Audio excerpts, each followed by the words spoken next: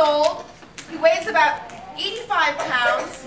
And right now he is, don't lick the electrical sockets. Right now he is looking a lot smaller than he will in a few months. Now who here wants to guess why Atka looks smaller this time of year than he does? Can I trust you? All right. He's sick. He's sick? No, that's a good guess, but no, he's not sick. He's a corn super. Exactly. Good. He doesn't have as much fur right now as he will in a few months. Right now, he only has his summer coat. So in about a month or so, he will have most of his winter coat, believe it or not. Now, wolves have two layers of their coat, the undercoat and the top coat. The undercoat is the part of the coat that keeps him really warm. Everyone, let's stay quiet. It's the part of the coat that thickens in the fall.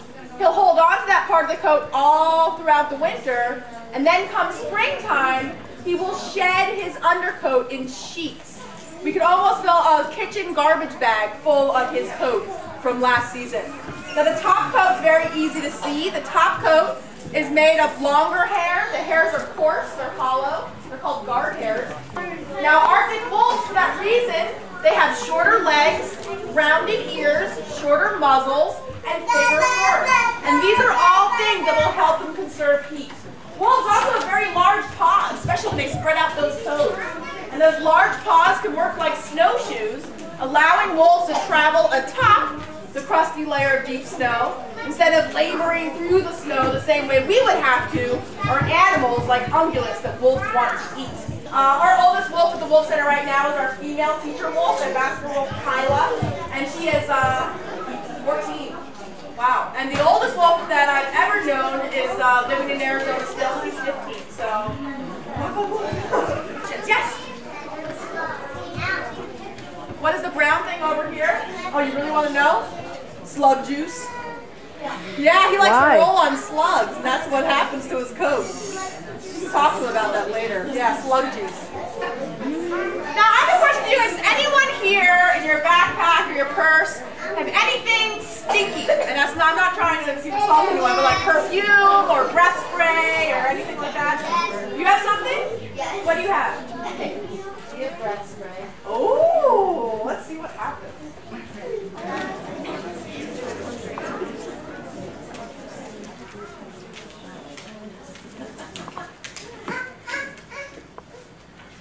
Get horrible beer breath in the van. He smelled the cat. Behind the ears.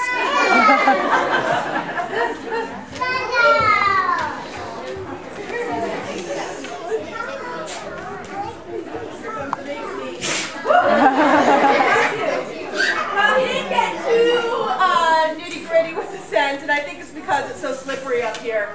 What Atka was doing there, besides being really adorable, he was actually marking his territory. Glands all over their body. They have scent glands on the bottom of their feet. So even when he's walking up and down the aisle and in this room, he's leaving his scent behind. He also has scent glands behind his shoulders and also underneath his black spot in the back of his tail. And when he's rolling around, he's doing a few different things. The first thing Atka's doing is he's leaving his own scent on top of the smell that he found so interesting. He's saying, you know what? I like this smell. I want to own this smell. So I'm going to roll around the smell, so I'm going to leave my smell on top of it so everyone will know Atka owns this smell. The second thing Atka's doing is he's getting the smell to be on his coat. So when he goes back to the Wolf Conservation Center, he's going to say, hey, check me out. Look what I found, and he's going to be showing off his scent to all his friends. The last thing that he's doing is very important. He's trying to mask his own scent so he smells like something other than a wolf. Now, why do you think a wolf would want to smell like something other than a wolf? Yes? Yeah. Exactly. Good job. Brent had it. It's so he can sneak up on his prey more easily because the prey, and the animal like the deer, won't smell a wolf coming. They'll smell Banaka peppermint breath spray. So if I'm a deer, I'll go, oh, it's just breath spray, no worries, munch, munch, munch. But really, it'll be a wolf. So that gives wolves an advantage when hunting, and a lot of predators, wild predators, will do this in order to hide their own scent. You have a question? What do wolves eat? That's a great question. Well, at the Wolf Conservation Center, our teacher wolves have a very flexible menu. One of the benefits of living in Westchester is that there's a lot of roadkill deer. It's a benefit for us, not most. The highway department, the police departments, many places in northern Westchester, they actually call us or deliver the deer to us. So he gets a lot of venison meat or deer meat. He gets beef, chicken, turkey, he's had buffalo, he's had elk, he's had moose, he's had fish, he's had ostrich bones. He also loves a banana in the morning. Earlier, and his question was, why would a wolf want to eat a sick animal, right? Because that's kind of gross, isn't it? Because they'd probably get sick. And that's a really good point. Wolves, first of all, want to eat the sick animals only because they're easier to catch. And because they don't usually get sick themselves. The thing is, if there was a wolf out there that ate a sick deer and got really sick, it would probably die. So that sick wolf would not have a chance to have puppies of its own. But if there's a wolf out there that eats a sick deer and it doesn't bother him at all and he survives, that wolf will likely have pups, and all those pups will be able to eat sick animals too. So it's the way wolves and their prey have evolved together. They keep each other strong and healthy. Today's challenge for staff or volunteers at the Wolf Center is figuring out ways to say thank you to Atka and our 3 other teacher wolves on a daily basis. Because these are wolves that will never be released in the wild. Wild wolves, they might not live as long, but they face challenges and adventures every day that he will miss out on. So we try to give him new things, whether it's new smells, new tastes, new sights, a way to say thank you, and a way to keep him healthy inside and out. Because he does a really good job of inspiring people to learn more about his wild brothers and sisters. All right, yeah. Yes, you can have your breath spray back. Any other questions before we say goodbye to Atka? Yes? That dog looks like That dog looks like your your babysitter. babysitter. You mean that wolf looks like your babysitter? Our dog. Do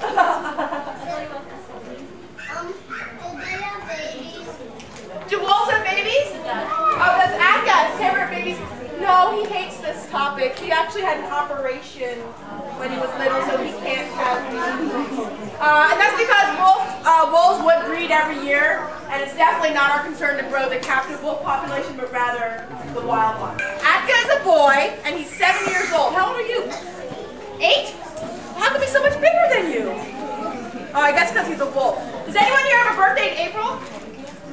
Congratulations. Anyone have a birthday in May? Congratulations. You guys are lucky because you share your birthday with wolves of North America. All wolves in North America are born during the months of April and May. Question? Can wolves eat gum? Yeah, they can. It's not good for them.